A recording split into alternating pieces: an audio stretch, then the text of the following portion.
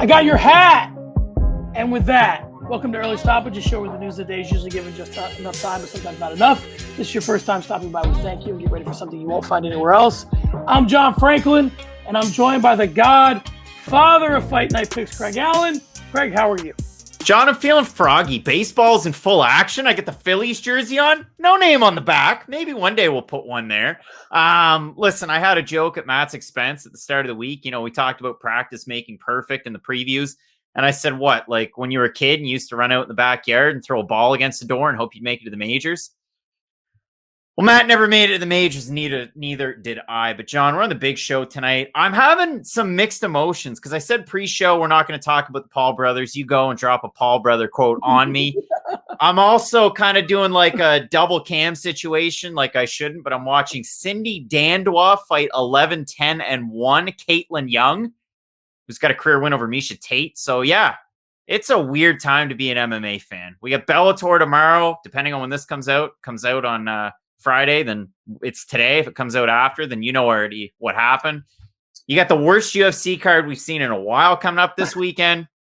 It is a time, John Franklin. What a time. All right, if you're still with us, let's talk baseball real quick, though. My boy was watching the Cubby game with me last night. My son Jackson's a Cubs fan. Cubs just swept the Dodgers, and we stayed up last night. You have to stay up too late on the West Coast. But we stayed up last night and watched them walk it off. His boy Anthony Rizzo. My kid is is flying high right now. Last baseball thing I have, John. I'm dead serious. Got the chance to see Anthony Rizzo play when he was in Double-A for your Portland Sea Dogs. Big fan. Pretty exciting. So you're watching the Dandois fight, huh? Cindy. Yeah, you'd have to be a real degenerate to put money on that. On this episode of Stoppage, we talk Romero's eye, Weidman's leg, and Zabit's future. But we begin with Jiri Procházka. Craig, Jiri Procházka had quite a performance this past weekend, putting Dominic Reyes on the highlight reel. I'll keep the intro short and just ask, is Procházka the real deal, or is he like the man he just defeated? And maybe we're getting a little too excited about this kid a little too quickly. Listen, I mean, John, you know, you hate to feed a fed horse, as they say, but way back when Matt and I had this whole entire bracket, this March Madness style thing when the pandemic started, we needed something to talk about. And we went with Grand Prix style brackets for every single division. And in the thumbnail for light heavyweight, we had John Jones and Jiri Procházka. And this was before there was even a chance he was going to end up in the UFC. And now look at it. I mean, you've got Glover Teixeira taking on Jan Blachowicz, and you also have Jiri Procházka waiting in the wings, hoping to get his big title shot with that win over Dominic Reyes. And listen, we talked about this fight kind of pre-show. Is he kind of stealing the hype from Dominic Reyes? Like, where does he really land in all of this? Man, I think the sky's the limit for this guy. Like, you could tell pre-fight when he was doing some of his interviews with his crazy hair, it's almost like his mind moves so fast in his own native tongue that he has a hard time expressing himself in English, but you know that it's there, and his language skills are starting to get better and better. Listen, I think this guy's a superstar coming into the UFC. It's just people didn't really see it. And now, holy smokes, I mean, he's talking in interviews like, yeah, you know, Dominic Reyes knocked me out in that fight. Like, I was straight up knocked out for 2 or 3 seconds on the up kick, and I just kind of grabbed him, got my bearings, and then I'm back in it. We're going strong. So, listen, I love that he's almost like an anime character in real life, like other people have said before me. I love the way that he's putting on these big-time performances on the big stage against Özdemir on a big card, in a main event against Reyes. I think the sky's the limit. I don't think we're getting excited about him too quick. He's the real deal. You know, I tend to agree with you. Like, I lean more your way than the other way. I think that when I look at the kid and I look at what he's done, he's got quite a finishing streak that he's on. And I think that, you know, when we talk about fighters checking boxes, the question becomes, well, what else do you want him to do but what he's done? Right? So he finished guys that don't typically get finished. He finished Jake Hewen and Brandon Halsey and Muhammad Lawal and Fabio Maldonado and CB Dalloway. He's finishing all these guys. I guess my question would be, if you're not sold yet on him, what do you need to see to be sold? He's doing what he's being asked to do. We're going to send you out there against these guys, and he's taking them out. Like, that's the thing that Matt and I always talk about. You know, you might have this prospect, and I know Cindy Dandois is a poor example. Maybe she wins this fight. Maybe I lose my shirt because I actually had Young on a parlay, and I feel stupid about that now. But we talk about some of these fighters coming into the UFC, and let's say they fought less than stellar competition. It's all about the ways that you're winning or finishing those fights. And for Prochazka, yes, were they 15-minute first rounds? Were they extended first rounds over with Ryzen? Yeah, sure. But look at the quality of opponent. Brandon Halsey's a good fighter. The Honey Badger, or Honey Bear rather, Jake Hune's a pretty good fighter. King Mo was long in the tooth, but it was a rematch. Fabio Maldonado looked like absolute dog crap when they fought. He looked terrible. But you really got to consider how he was winning these fights. And then you look at the losses. It's against some pretty good competition. King Mo was the second fight of the night and third fight in like 2 or 3 days in a Grand Prix scenario. And then to finish Ozdemir to eat his best shots, to finish Dominic Reyes. Yeah, I'm sold. And I'm glad that you're sold, Hurley guy. Glad that you're sold. All right, John. So we'll move on. And some of the biggest news and most shocking news from this past week was a budding Russian star, Zabit Magomedsharipov, was taken out of the rankings by the panel. Then it was said that he had lost motivation and he was considering retirement. And then all of a sudden, possibly requiring career-ending surgery. And it was a Marcel Dorff tweet, so I'm going to read it out. Zabit Magomedsharipov will undergo surgery soon. The outcome will determine if he will continue his MMA career. Info via at Lazarin. So, John, the question is, the future champ might be done, but do you believe all of the speculation, all of the things that are coming out of his camp? Because this guy had a super bright future just a few years ago. He did, and I mean, last we saw him, it was the win over Stevens and the win over Cater. So it's like, all right, now we got this guy. He's got a rocket ship, strapped to his ass, and the sky's the limit. And I think that with him, where it gets weird, and I think that we talked about this with Chimaev before, is I think sometimes these guys just do this retirement thing just to take the pressure off and to have the questions stop being asked and let them sort of just get settled into something. The difference here is that this guy's been out for a while, and we could play the pandemic card, and we could say, oh, it was a pandemic. And, man, this is a long time to be out. And it's almost like, what are you doing in the interim? Have you settled into a different life? I mean, 15 months out of MMA, if you're someone who continues to train and you're in the gym all the time and you're doing classes and all that, and you're still a part of the MMA community at your gym, that's one thing, because you have a job and that's your everyday, and that's okay. And then when you need to crank things up a little bit, turn the volume up on your training, then you'll do so. I don't know enough about what he does and how connected he is to his gym to know how serious I should take this retirement. But I do know that a lot of people are using the retirement to just sort of keep the barbarians at the gate. Yeah, I mean, it's kind of scary. And, I've seen since then he's hitting heavy bags. He's doing a spinorama. We're getting a decision in Dandois Young. So I'm either going to be really disappointed or really happy at this point of the show. But it is weird. I mean, Cater, Stevens, those are big names. That Brandon Davis one was crazy. You rarely see Sulev stretches. It was just unfortunate for him that there were 2 that night.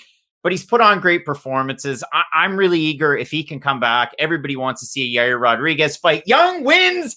Holy smokes. Now she's 12-10-1. Let's go. Big win. Wow. I also bet on 0-1 Guardado earlier on in the night at -125. So let's get into it. Wow. But yeah, I'd like to see Zabit back because the guy's pure entertainment. And Matt kind of loves to hate him a little bit. So yeah, we'll see what happens. Let's get the social team pulling that clip of you losing it over the Young win. And as we move on, let's talk Yoel Romero. Craig, Yoel Romero, it was announced by Bellator earlier this week after moving the fight from mid-April to May 7th that Romero Rumble was no more. Romero will become eligible to reapply for clearance to compete in the coming months, and we look forward to seeing him make his Bellator debut in the near future. Bellator MMA will look to reschedule the highly anticipated Johnson versus Romero matchup at a future date. So here's what we got to figure out. And the issue with Romero is his eye. With Rumble fully entrenched in the Bellator light heavyweight Grand Prix, how are they going to be able to reschedule this? I mean, if we lost this fight until the Grand Prix sort of resolves itself, do they somehow figure out a way to make him, do they? I mean, the obvious answer they could do is make him an alternate and hope somebody else gets injured. That's a choice. But I mean, if you're doing a Grand Prix and you're moving dates anyway, what would an injury really matter? Are we gonna have to wait? Is this going to turn into Romero gets the winner of the Grand Prix? It's so tricky, right? Because I'm looking at it right now, like the cancel bout page on Tapology. Yoel Romero, age at fight, 44 years, 1 week. Rumble Johnson, 37 years, 2 months, and 1 day. like these guys are going to start to age less like wine and more like fruit. Like for Yoel Romero, did you see the picture of him in the cage where he's throwing the punch, but he's got like the creatine gut at 205? Like everybody thought a few years ago, Yoel Romero, it's an inevitability that he moves up to 205 and he competes in the UFC. And then they decided, hey, you know, is the juice worth the squeeze? Well, if we're going with old fruit, probably not. So they let Yoel Romero go over to Bellator. Bellator gains a big signee. And this was the marquee fight, right? This was the poster fight. And we talked about it on Early Stoppage, even before Yoel Romero ended up with Bellator. We had that picture that people were ripping off from Craig Allen, yours truly, on the internet. So I was so excited to see the fight. Then I saw Yoel Romero maybe not look the best at 205. And then it comes out that he has this eye injury. Now, is it the wonky eye that we always saw in the UFC? And if so, why wasn't it an issue before, but it's an issue now? So I'd really like to kind of get a little bit more information on this. But to answer the question, how do you make the fight? Because Rumble already found a dance partner on really short notice, a guy that just recently competed in Jose Augusto Azevedo. That fight's going to be interesting. How's Rumble even going to look? Maybe Rumble loses that fight. Seriously. Has he been working on his stand-up or his jiu-jitsu? Because if you look at Azevedo, he just takes guys down and submits them quite easily. So maybe that's like the backup that they're waiting for. But it's tricky. I don't see them making this fight for a while. Listen, I think that Yoel Romero needs to go, Bisping, okay, boy, okay, and call Michael Bisping, because Michael Bisping was fighting for years with a fake eye. So whatever he was doing to you know, give the old Heisman to the commission, Romero needs to figure that out, because that, you know, one eye didn't seem to affect Bisping too much. Yeah, I'm with you. I think that here's the problem with this, is that sometimes if Rumble Johnson wanted to be a fighter so bad, he would fight more than he has. He wouldn't go off and do all this other stuff. He wouldn't be connected to, like, you know, all these different things. So I think that if you're Rumble Johnson and Yoel Romero fight gets you excited, I don't know if whoever the hell you just said gets him as excited as Romero would. So now we're facing the possibility of, okay, this guy might be a bad matchup for you, and you've lost the motivation. So now you go from having, you know, the marquee fight in this light heavyweight Grand Prix to maybe losing in the first round, which would be disastrous. And if I'm Bellator, listen, I don't want to start playing with this too much if I'm Bellator, but you got to make sure Rumble Johnson stays motivated. I don't know. It's an odd spot. So we'll move on from there, John. And we'll talk about something that's big news. I mean, UFC 262 lost a banger, but in your backyard, Nate Diaz is going to be taking on Leon Edwards. They throw down at UFC 263 in June. There's Adesanya, Vettori, Figueiredo, Moreno 2, and now a featured 5-rounder at welterweight. So, John, for Leon Edwards, is this fight worth waiting for again? Because you're going from waiting for Chimaev to taking on Muhammad, for it to end the way it did. Now it's Diaz. Now it's a saga of Nate Diaz. And a follow-up question, and it's not even a question, it's a statement. You're going to be there, right? I would love to, but no. Here's the deal. When I first put Leon Edwards in this thing, this is what I thought. So I'm gonna, you know, I hate to answer questions with questions, but here we go. And it's not even that great of a question. It's just the thing that first popped into my head. Is Leon Edwards turning into like the Charlie Brown of MMA, where like every time Lucy holds the football, this guy's getting it snatched away? And does it leave us, one, does it give us an indication of maybe this is just what he's going to be? You know, where you're pulling for somebody, almost like a draft bust in a way, right? Like you're saying, oh, Greg Oden comes out of college and you want him because he looked good in that 1 year at Ohio State but you just kind of know based on looking at him, he's going to be a bust. It was his knees. It was his knees, but I'm just saying, can we start to maybe read the tea leaves with Leon Edwards and say, maybe it's just not in the cards for this guy. And as good as he is, he just keeps finding the banana peel. And we can't figure out, like, listen, Chimaev has like the shortened version of this, right? Which is, you know, Tony Ferguson and Khabib had a version of this. Tony Ferguson himself had a little bit of a version of this. A couple of fights we wanted to see for a while, never came through. But I don't know. I mean, I think that I like to watch Leon Edwards fight, but he's starting to get real bad vibes. And I'm starting to think that maybe this guy just has, when Brock Lesnar said Frank Mir had a horseshoe up his ass, Leon Edwards might have the opposite. Whatever the opposite of a horseshoe is, that's what he's got up his ass. Yeah, listen. So my trouble with Leon Edwards, it's like, look at the wins, look at the losses. It's good competition. They're good wins. Was he a boring fighter at one point? Maybe, but he really looked good against Bilal Muhammad until the bad eye poke, the bad one. So when I think about Leon Edwards, it's okay. Well, what do we do? Do you go the pure competition route or do you go the pure entertainment route and beat the entertainers? And he had the opportunity of pure competition the way that he was lined up. You beat Chimaev. That's kind of a double-edged sword if you lose, but if you win, wow, you probably get a title shot. But now Leon Edwards, I'm assuming, probably looked at the landscape and went, well, Covington's there, Luke Kay's there, Burns is back there. So I get these guys that I really have to worry about in the mix at the top. What happens if I beat? I mean, listen, Bilal Muhammad was short notice. That's like a tune-up to get ready for competition. You lose, you still kind of lose a lot in terms of stock. But if you win, it keeps your name relevant and you get to feel good about yourself. You beat Nate Diaz.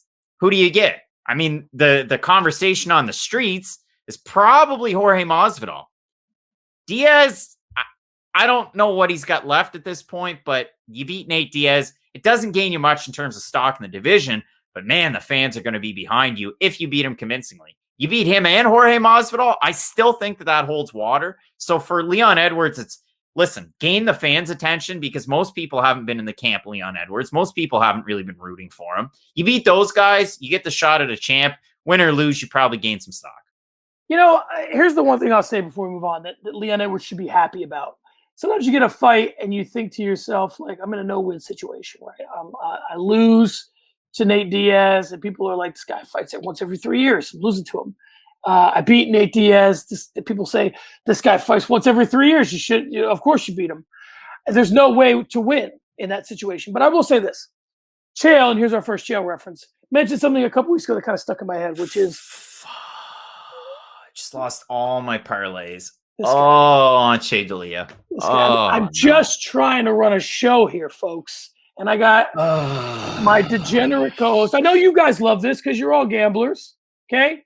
But I'm just trying to, because you know what's going to happen? Here's what's going to happen, folks, is that I'm going to get blamed for professionalism, not Craig, because Craig's like Raymond. Everybody loves Craig, right?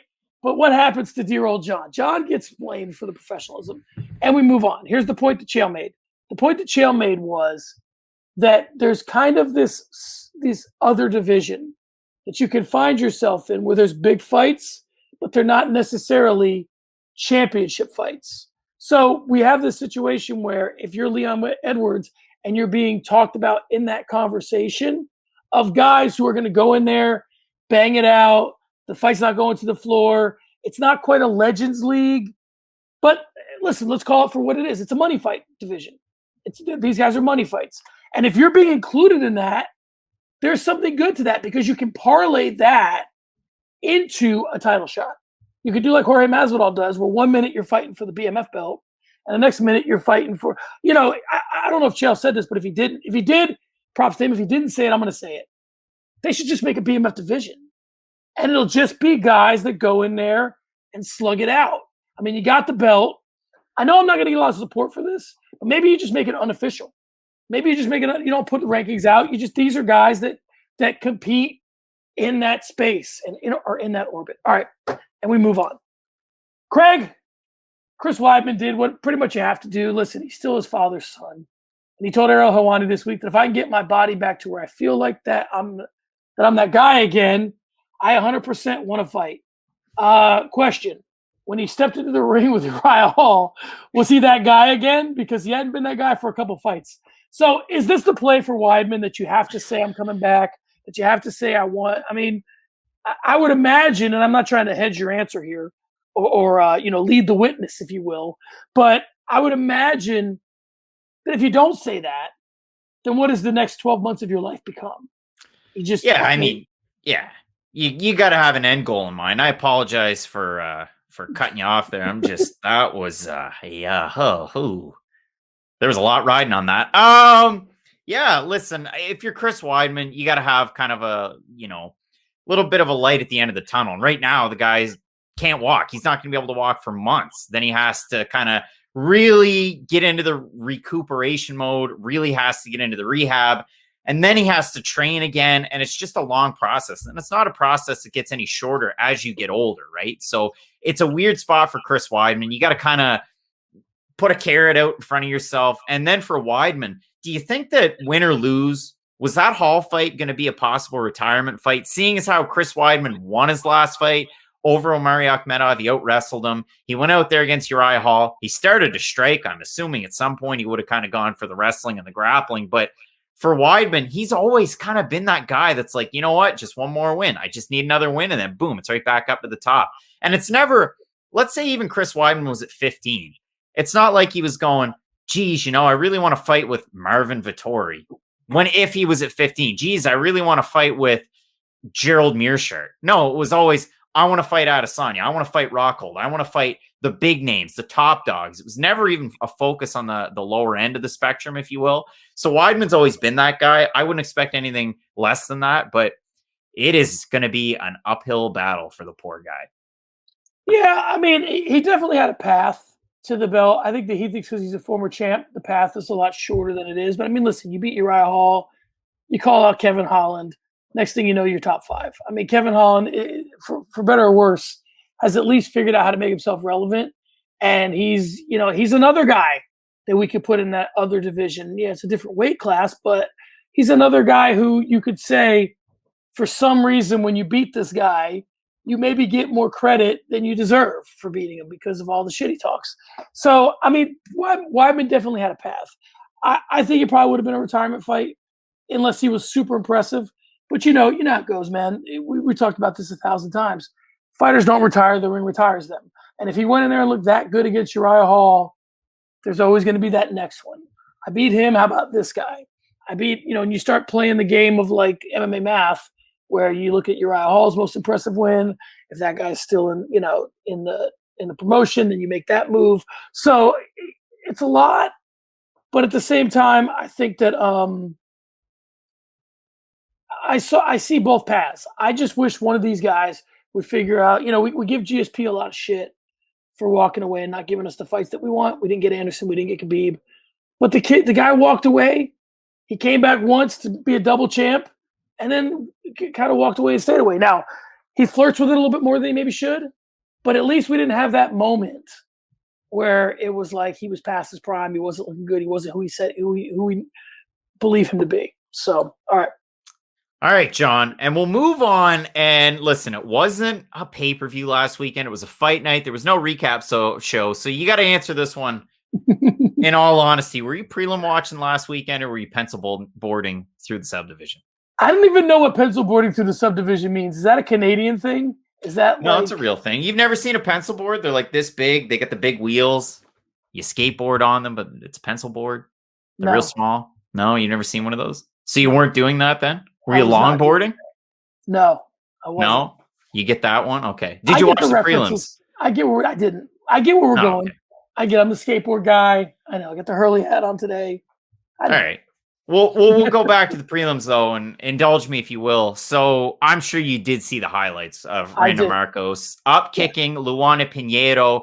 And there were a lot of people out there, not just out there on social media, but hitting me up in the DMs. Bro, did you think she was faking it? Bro, did she fake it? My answer to you, I don't really care. I honestly don't care. You know enough that you shouldn't illegally upkick. You're told about it in the fighter meetings. You probably shouldn't do it in the fight. However, my fellow Canadian, Randa Markos, went out on Instagram, and the quotable was, yes, my foot grazed her, but that my opponent's inability to continue seemed a bit oversold and suspect. I let her know after the eye poke, which she had a cut on her eye. There were a few eye pokes, that I wasn't leaving that cage without a win, and she stole that from me. I'm excited about whatever's next. I have a tone of heart in me that needs to be let out. Thank you for everyone that helped me in this camp. I love you all, and I'll be back soon. John, what do you make of the illegal upkick? What do you make of the fan reaction? And did Luana Pinheiro kind of oversell this one a little bit? Well, listen, we talked about this with Sterling. Here's where I think it gets weird for me, is that we can't say when we like the story that the fight should have continued, and we don't care about the story, or we're not as invested in it. Just because Randa Markos came out and said, I really wanted to leave the cage with this win, and she took that from me. Well, you took it from you when you upkicked illegally. So same thing with Petr Yan. You took it from yourself. It's not Aljamain Sterling's job to necessarily get back in there and fight when you've broken the rules. He's doing you, to be completely candid, he's doing you a favor to get back in there if he's not at 100%, because no matter whether he can continue or not is I don't want to say it's besides the point, but whether he can continue or not, or in the Markos fight, the girl could continue or not, it's besides the point in this respect. If they were at, and I hate to play the percentages game, but if they were at 90% before the foul hit, should they be expected to continue at 40%? Is that really fair to them? That's where I think this gets funky. Could they continue? Well, this whole sport is based on perseverance and pushing through and being tough and all that. So if you lay it on a fighter to be tough enough to continue, it's unfair. Either the foul was reason enough to call the fight off or it wasn't.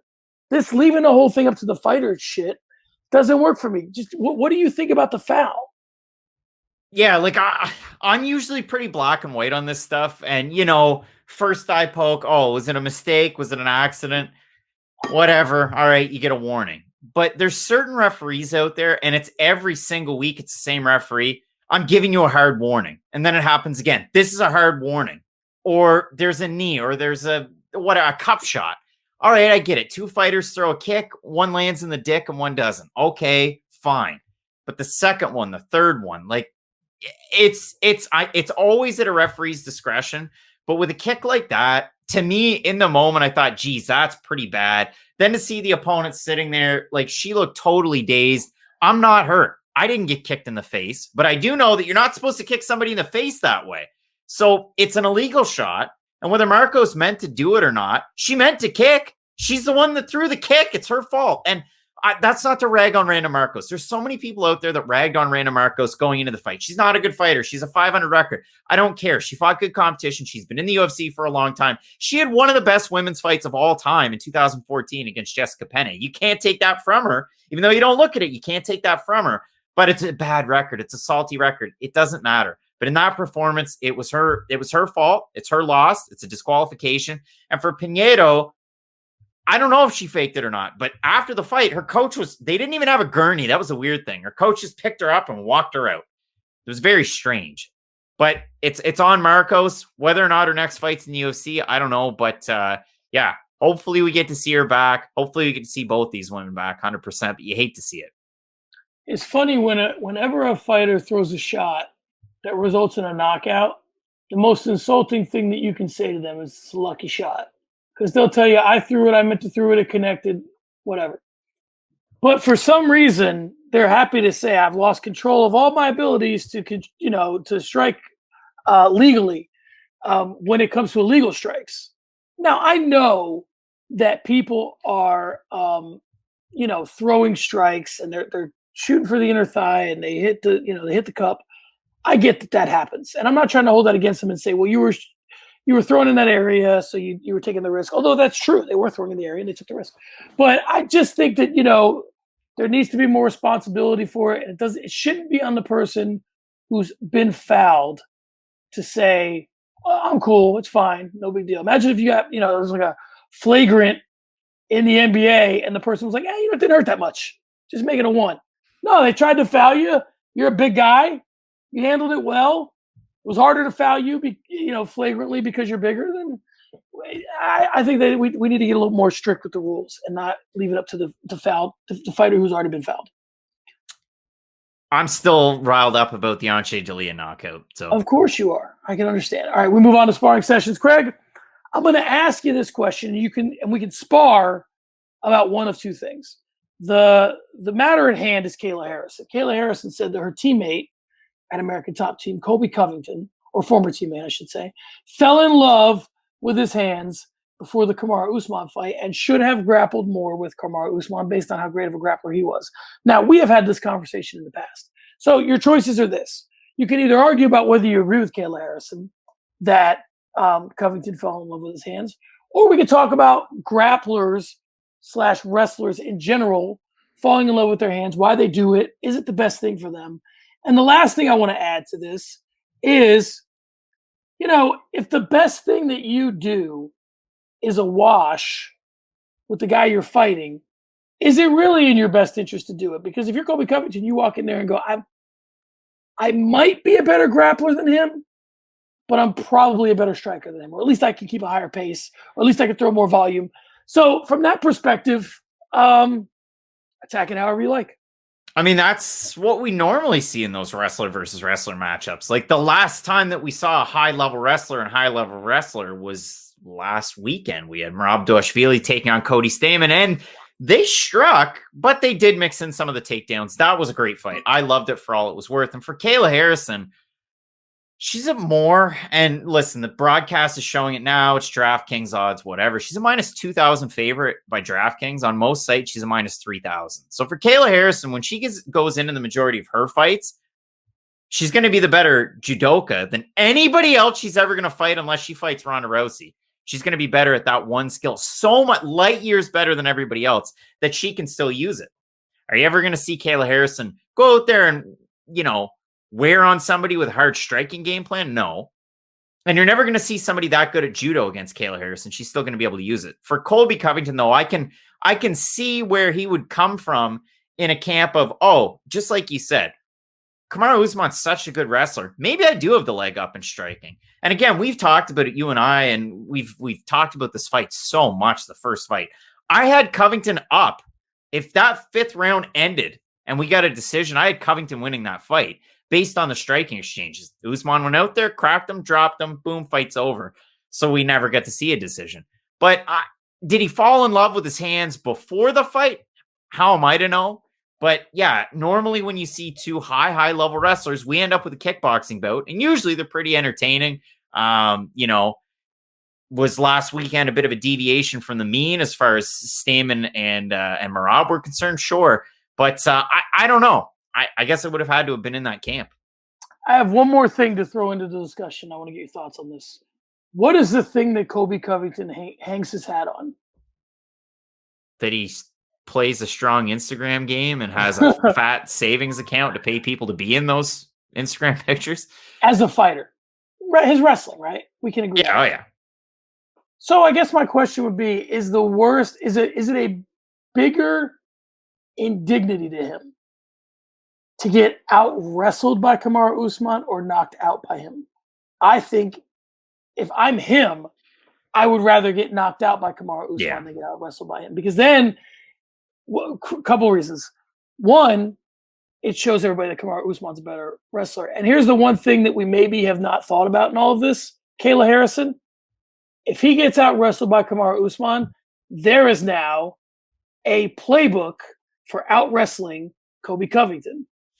So I think that maybe when these guys are in there with good wrestlers, they don't want to expose potential weaknesses that guys who are not as great of wrestlers can then train and exploit. Maybe it's like, I don't want to give you, you see it in the NFL all the time. See it in the NBA. I believe this wholeheartedly. I can't prove it, but you'll see a big game in the NBA and a star is sitting out. And I think the reason why the star is sitting out is maybe they're injured, but maybe they don't want in the playoffs for the team that they might play to have the confidence to say, we beat this team at full strength. They want the little bit of a shred of doubt to be like, we beat the Nets, but they didn't have Harden. So the matchups are different and all of that. Same thing with AD, same thing with LeBron. Listen, LeBron is missing the next 2 games. I'm not saying he's not injured, but they're 2 big games, like games that the Lakers need, and he's sitting out. And maybe it's because, hey, if we see these guys down the road, they can't say we beat the Lakers at full strength and have that to hold over them. Same thing here with Covington, I believe. All right, Craig, let's move on to the featured segment that has been a subject of a lot of confusion today. I don't have a list. I'm going to make it up as we go. The Power 10. And by power, I mean who's got juice in the UFC, in MMA period. Who can make things happen. Doesn't matter. Promoter, manager, fighter, however you want to put it. I will start with number 1 because I think, we can go 10 to 1 or 1 to 10. Let's go 1 to 10. I think it's more interesting to go 1 to 10 because It's more interesting to see who that 5 through 10 is. And play along at home with this one. Throw it down in the comments section. Toss it on r/MMA. Like, I want to know what people are thinking about this. I think Dana's the most powerful person in MMA. Is that, can we agree on that or no? Well, see, I did a throwback here, John. I did get ready for this one just a little bit, and I went on Google Trends. And I figured, related topics, related queries. Let's see where we're at. So if you type in mixed martial arts, you go worldwide, 12 months, web search. Australia's looking for it. Poland's big on it. Poland's actually the biggest. What's the first name that pops up? Gotta be you gotta go to about the third page. Conor McGregor when you type in MMA. Well, I would say Conor McGregor over Dana White. I know Dana White, plays the strings, but Conor McGregor's the name that everybody knows and talks about. I agree with you there. And where it's really going to get interesting now is as Conor's wealth increases, does he see a need to still do business with the UFC? Well, he does a fight coming up. Well, but when I'm saying once his contract runs out, do you think that he could, or would he even want to, on his own, promote fights, do one-offs, fight guys here, there? Like, do you have, you're interested in watching Conor fight. One, is it only MMA or is it MMA and boxing? It's a little bit of both. Okay. Is it only UFC fighters? No, but I mean, I'm watching the PFL as we're taping. So that's fair. All right, so we'll move on to 3 because we can flip flop 1 and 2. So I got Dana, you got Conor. So who's next? I mean, do you think it's a promoter? Do you think it's, because I could make a case at 3 for Ali Abdelaziz. Is that too high? So I'm flipping down through this list. McGregor's 11th on related queries to mixed martial arts. Then it's Wrestling Kingdom, American Drama Series. So maybe you go Frank Grillo, Nick Jonas. Maybe that's where you go with it. Then you've got Training, Topic, MMA Junkie, website, Khabib Nurmagomedov. And listen, with Khabib at number 3, I mean, Dana, Conor, Ali, we made you. I would have Khabib at 3, and even though he's not fighting, he's still up there in terms of ranked searches. Now, does that go back 12 months? Yeah, it does. So it still counts when Khabib was in competition. But I'd be fine with throwing him up there. I really do think he's a top 5. If you don't have him at 3, that's fine, but I would have him somewhere up there. So we can. But here's my question: would you flip flop Khabib and Ali? Are you comfortable with those 2 arguments? 3 and 4. And listen, again, these are just Google Trends, and these are who people are looking for. But at the same time, sometimes the most powerful people aren't the ones that are out there in the limelight, right? So yeah, I would be fine with flip flopping and having like a 3-4 with Ali Abdelaziz and Khabib.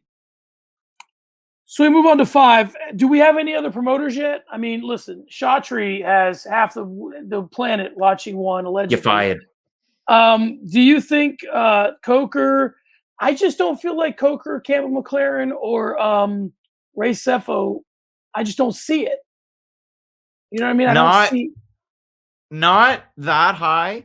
Top 10. Listen, I mean, I know it's been the topic du jour today on Thursday on Twitter. Campbell McLaren and Alan Murphy having a little bit of a Twitter spat there. Maybe you didn't catch it, but I do understand, and maybe we don't talk about them as much as we should. But Combate has such a strong foothold on the Latin American market. Their ratings are great, and I understand that. Have I seen them? Kind of. But I know that they do a good job. I see the buzz on social media for them. They're doing a good job. Bellator's doing a good job. PFL with Ray Sefo and everybody that's involved, the investors, they're doing a great job. So maybe, Martin Lewandowski as well. You throw somebody in closer to the bottom. But at 5, if we're really talking about it, people still talk about John Jones. Is he not still kind of hanging around? Would you consider him up there? Well, here's where the John Jones thing gets weird, because he's trying to make a power play. Now it's not working. So that gets interesting. So, all right, let's run down the champions. Who do you think's got more influence, Jones or Adesanya? Right now, Adesanya because he's active, All right, so even though let's he put lost his last fight. let's put Adesanya on there. So Jones or Usman? Usman's banging right now. Okay, so we'll put Usman up there. Amanda Jones, Nunes commands a division. she does. And anybody lower, I don't see it. Right, I don't see because a lot of young champions in the lower divisions. So listen, I have Adesanya, Usman. I would say somewhere in here we have to put unnamed executive at ESPN. I'm sure that person has some sway. I'm sure we have to put Ariel in DC. Yeah, who do you think the most powerful? I would put Ariel in the top 10. Here's why. Because I think that, and this is a dangerous game if he chooses to play it, but I do think Ariel could go off on his own. I think that if Ariel, I don't think he should, but I think I'll put it to you like this: my guy, I'm gonna use my guy here. I think if Ariel wanted to, he could be the Bill Simmons of MMA. He could start a website. I don't know if he'd want to, but he could start a website. He could start putting guys on. He could start a whole podcast network. I think Ariel has the juice to do that. Should things sour with ESPN? So so if you could do that, then I got to put you in the top 10. Now, when you look at MMA as a whole, you could go the puritanical way. You could look at the MMA Journalists Association, and Ariel Helwani had a hand in that a while ago. But the elections are going on right now. You only have one option for president, who's Josh Gross. So that's going to be your president, unless enough people vote against him, I guess, maybe. But you could go that way. You could look at it in terms of entertainment, like you said. And if you do choose to look at MMA as a form of entertainment, you look at the two biggest entertainers out there. Are they not Joe Rogan and, by extension, Brendan Schaub? I know Luke Thomas, Brian Campbell over with CBS, but Schaub commands an audience. Joe Rogan has a huge audience and brings a lot of people in. So listen, love them or hate them, right? Like they're both right there. Yeah, we can put them on there. We got a space left because I'll put Rogan and Schaub together because why not? That's fair. And quiet is kept. Keep your eye on Anik. Anik's got a podcast. Anik's got things going on. He could, and not for nothing. I think Anik might be a little bit more of a power. He kind of tips things on that podcast where you're like, he's a little bit more in these meetings than we might think he is. Or he's on the inside for sure. The last guy or gal, is there anybody that you think could really sway the labor situation? Is there anybody that you think either as a fighter, maybe they're already on this list, or representative? I mean, I know there's somebody that we don't want to talk about, but listen, the UFC's might be trying to kill this guy because he knows so much. So I mean, that's gotta have some influence. No, who do you think could swing labor? Is it only going to be because we talk about this all the time about who's the person that's going to make that swing? Do you think there's a commissioner that's more powerful than the others? Obviously, we'll talk about California later. Do you think there's somebody in that world? Does Bob Bennett influence things that much? Like, could we go with Bob Bennett? Maybe. Who do you think would be the person to swing the labor negotiations? Is tough. Leslie I mean, Smith, I've always thought Leslie Smith, but I don't know. I mean, it's in such an odd spot, right? We'll reference an interview that came out earlier this week with SiriusXM's MMA Nation. Anthony Smith was there. RJ Clifford was there. All the news surrounding Diego Sanchez has made such a big impact. And does that sway fighter pay and whatnot? I mean, listen, by extension, that's a part of the conversation, I believe, right? But I just don't know if that, coupled with John Jones, coupled with everything else, I don't know if it's going to have a serious impact.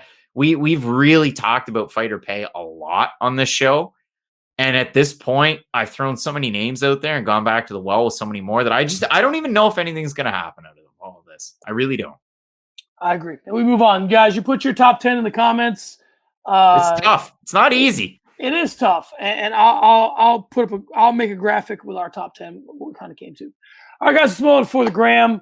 Craig, Kamaru Usman wants to fight again on the super exciting, how could anybody possibly miss Phoenix card. He wants to fight Michael Chiesa, is the name that we're hearing. What are your thoughts on that? Obviously, we're all talking about Colby Covington. Is he dropping Chiesa's name because Chiesa will be available earlier? Is he dropping Chiesa's name because is the guy he thinks deserves a fight? Is he dropping Chiesa's name to just fuck with Covington? What's the point of even the whole Chiesa of it all? What happens if you're like Dean Thomas or Karen Bryan and you're on the panel with Michael Chiesa and Kamaru Usman? Like, that's got to be awkward, right? Yeah, it's got to be really awkward.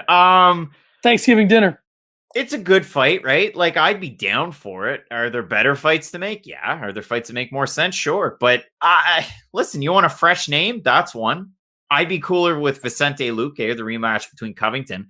But both guys are fresh. Both guys had recent fights. Chiesa looked good against Neil Magny. So I'm cool with it, but it's got to make that desk really awkward if those guys work together some more. I agree. All right, we move on to one Twitter hitter. Craig, we kind of alluded to this in the previous segment, but I'm just curious. So I made this our one Twitter hitter. Who's number 2, do you think, right now in the promotion world? I mean, obviously UFC's number 1.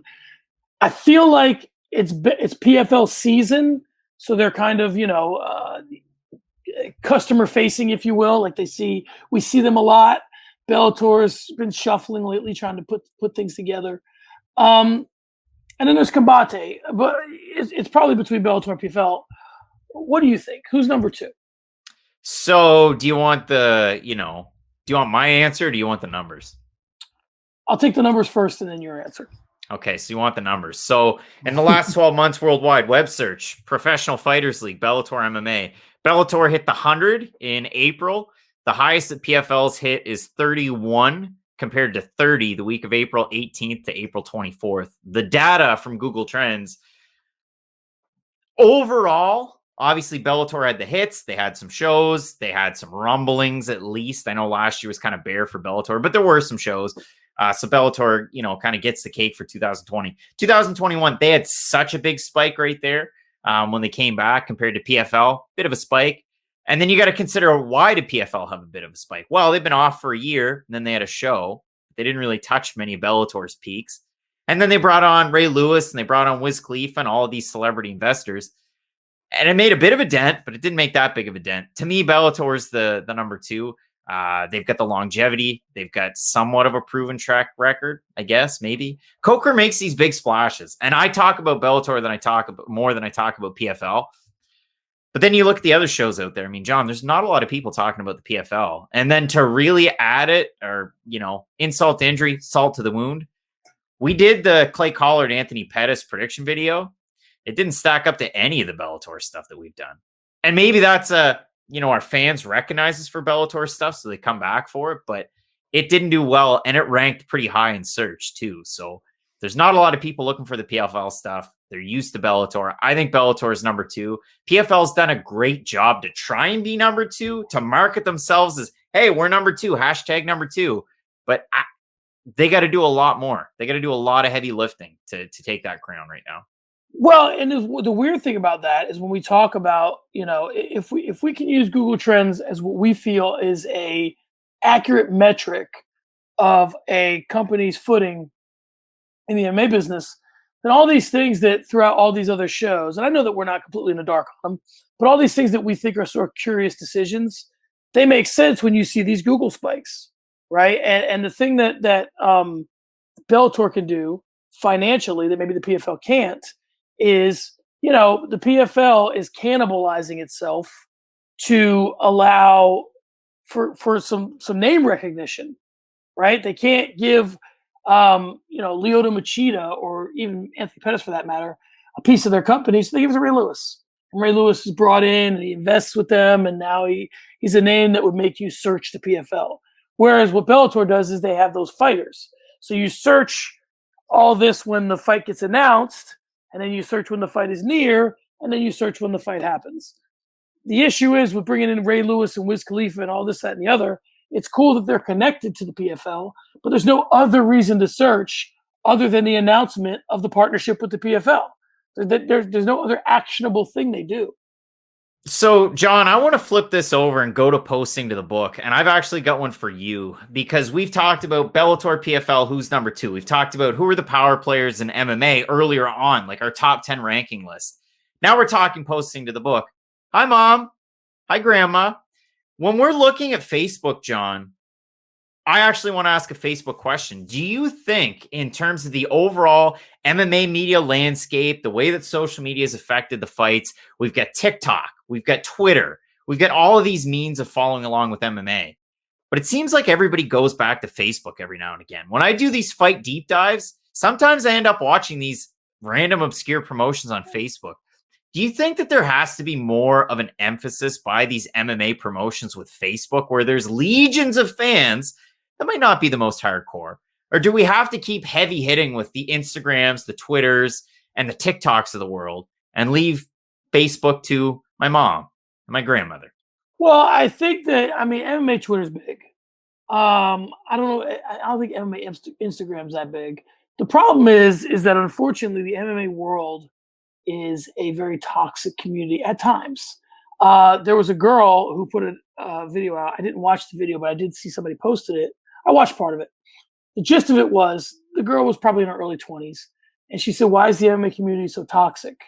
And the thing that she was saying was, "Why do you not embrace new fans more in the community?"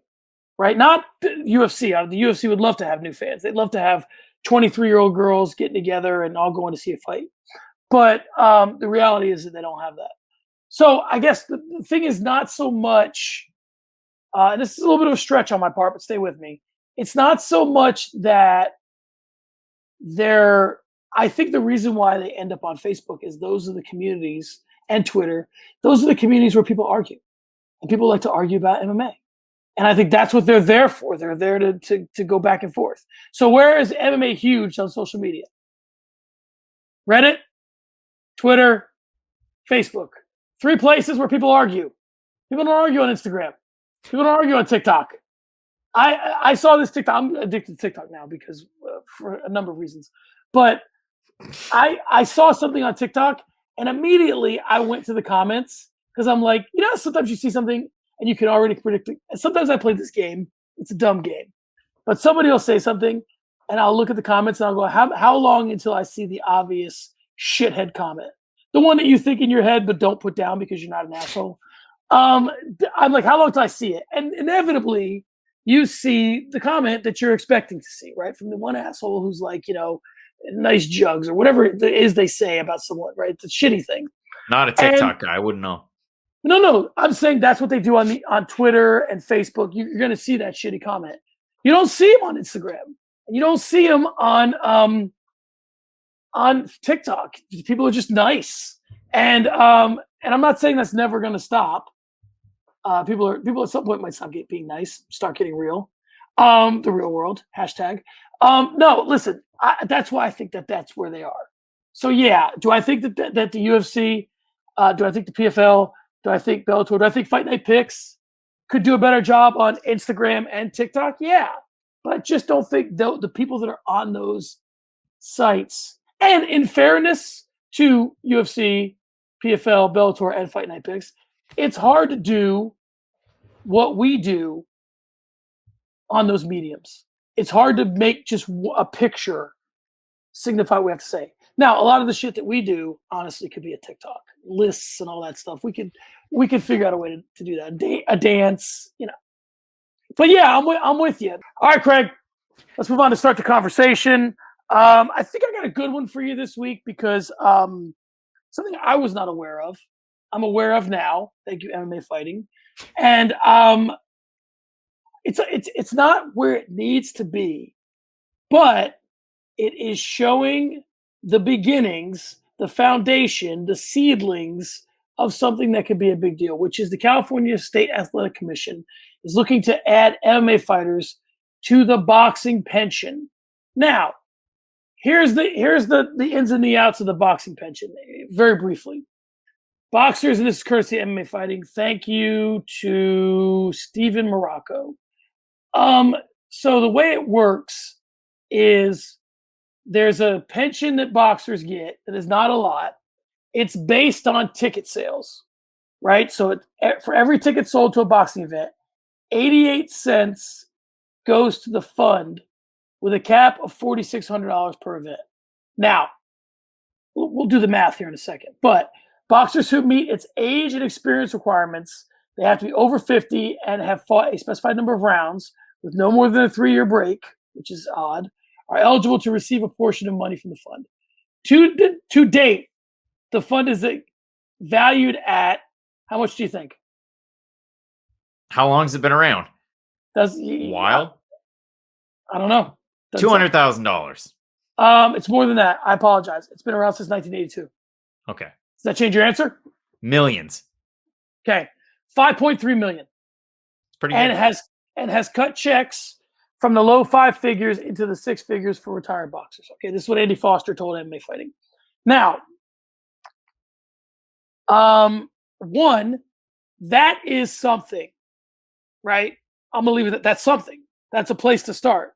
So now, if you have a union or you have representation, 88 cents maybe becomes $5. Maybe it won't go from 88 to $5, $2 per ticket. Okay, maybe the cap goes from 4,600 to 8,000. Right now, you're bargaining something. Here's what I think is interesting. I've been following MMA and boxing for a very long time. I've never heard of this. So that doesn't mean that it hasn't been publicized. It just means that I haven't been aware of it. So one, do you like it?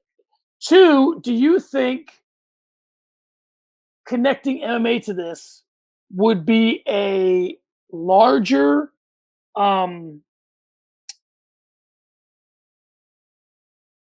would make the fund larger, obviously.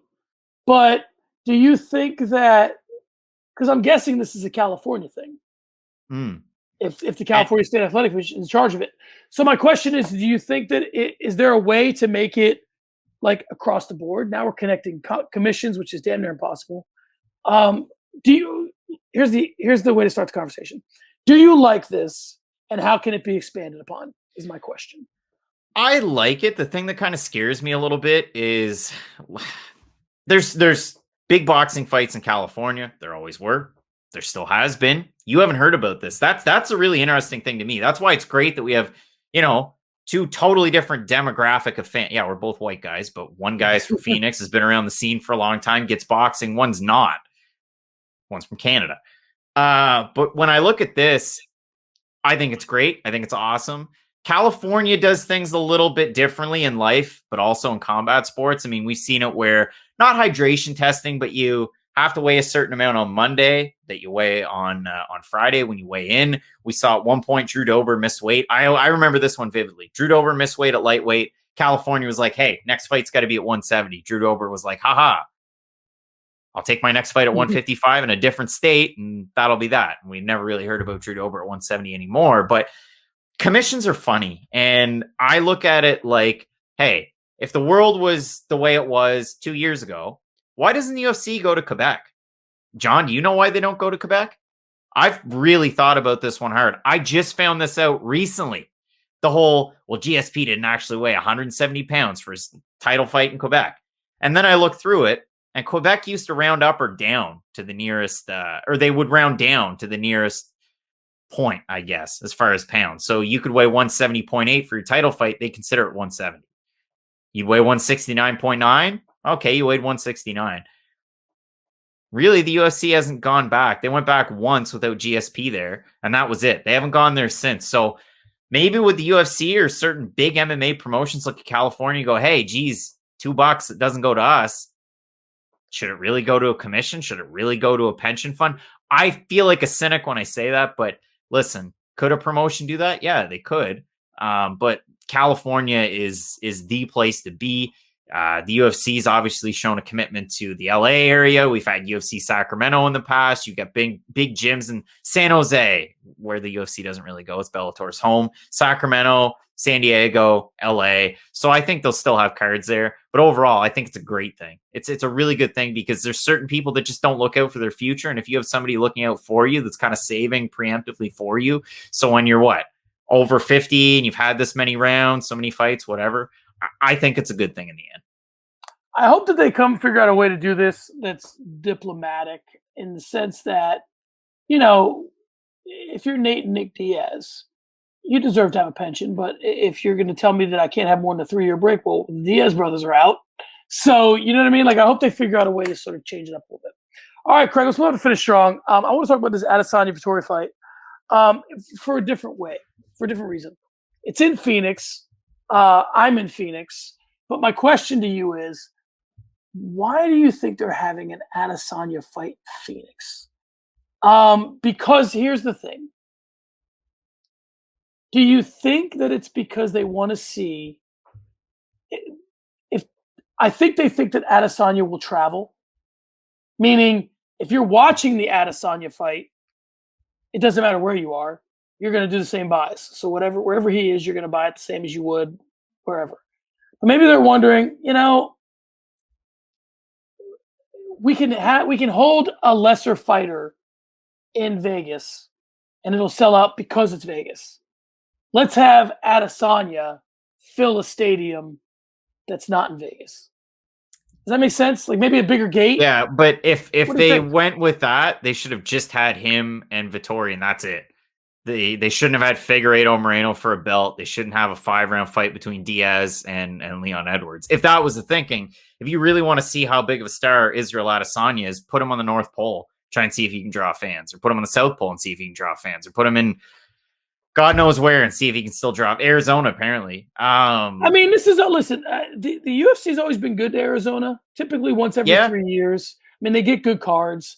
Part of it's because we have big name fighters that fight from here, but so you can put a lot of guys locally that have at least some recognition. So what do you think? Why send him here? Just because this is when he wants to fight, and that's where they're going to be. It could have been a venue thing too. Really, right? as simple as that? It could have been a venue thing too. Where they're going to Glendale, so is it Gila River Arena? Is that where they're going? Yeah. Where the Coyotes play. Wishful thinking the Coyotes are going to be doing well by the end of the season, but I honestly don't have a great answer for it. I was so flabbergasted when I saw that on the broadcast. I was like, yeah, we're going live and we're going to Phoenix. Here's the thing. I think the other thing that we might be missing here is that maybe they don't want Israel to compete with whoever they want to put on the fight week card. Because I don't know that they're going to do International Fight Week. There hasn't been any leaks about it yet. But typically, listen, I'm a guy that used to go to International Fight Week all the time, so I know that it takes a minute for them to get their shit together and decide when the Hall of Fame ceremony is going to be and all that. I doubt. We're getting there. We're really getting there where they could potentially do it. But maybe they're putting somebody on that fight week card, and they don't want Adesanya to play second fiddle to them, and they don't want them to play second fiddle to Adesanya. So they were just like, all right, well, we can't have both of you on here. We want both of you guys. Like, what names have you heard connected to the July card?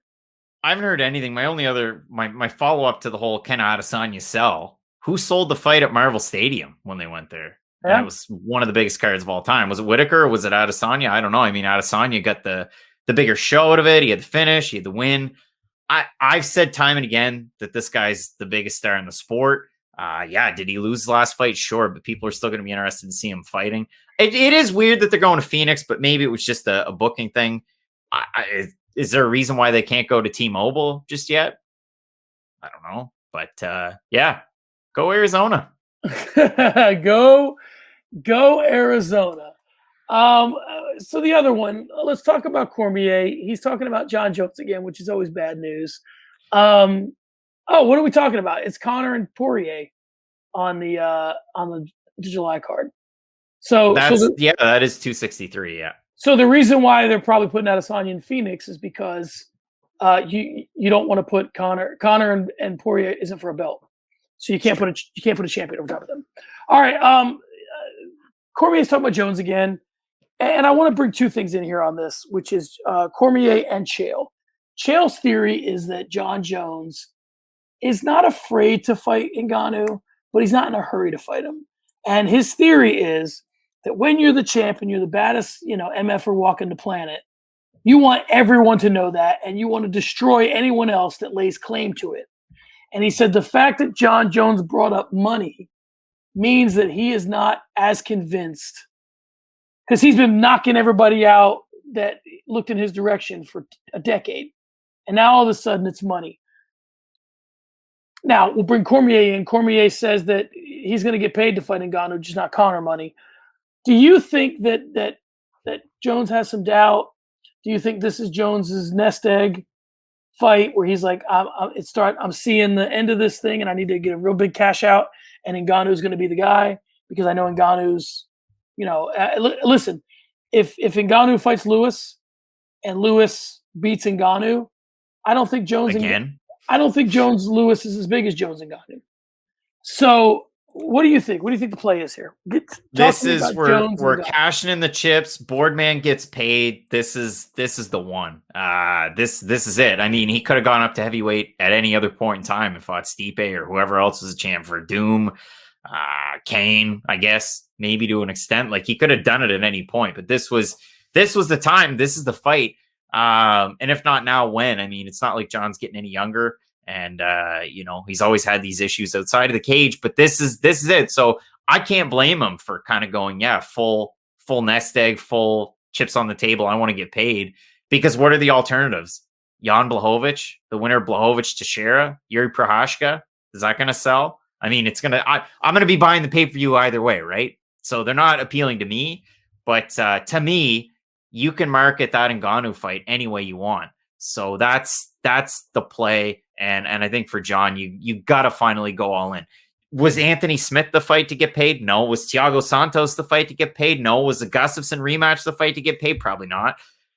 But the Ngannou one is. So yeah, I'm all right with him going for it. And again, we're a pro fighter getting paid show. So yeah, and I'm with you. The last thing I'll say on that note is this. I think there's a little bit of, and you're gonna love this metaphor. I think there's a little bit of Evel Knievel at work here. When John Jones is looking at like Evel Knievel, and Evel Knievel goes, "You want me to jump what? It's going to cost you." I think he's looking at, you want me to do what? You want me to fight this guy at heavyweight? My first fight at heavyweight? It's going to cost you. So I do think that he's trying to set himself up for the after career, and he views this as like, this is the put all my chips in the middle, and let's let it ride, fight. But also there's a degree of difficulty here that would necessitate a big paycheck. All right, guys, there you have it. Craig can be followed at Craig Allen FFP. I can be followed at SM Cornerman. The fight has been stopped. We'll see you next week. Craig, say something witty. Sweet dreams tonight, Anche Delia. Sweet dreams. Check out the other posters to the book on the Patreon. Peace.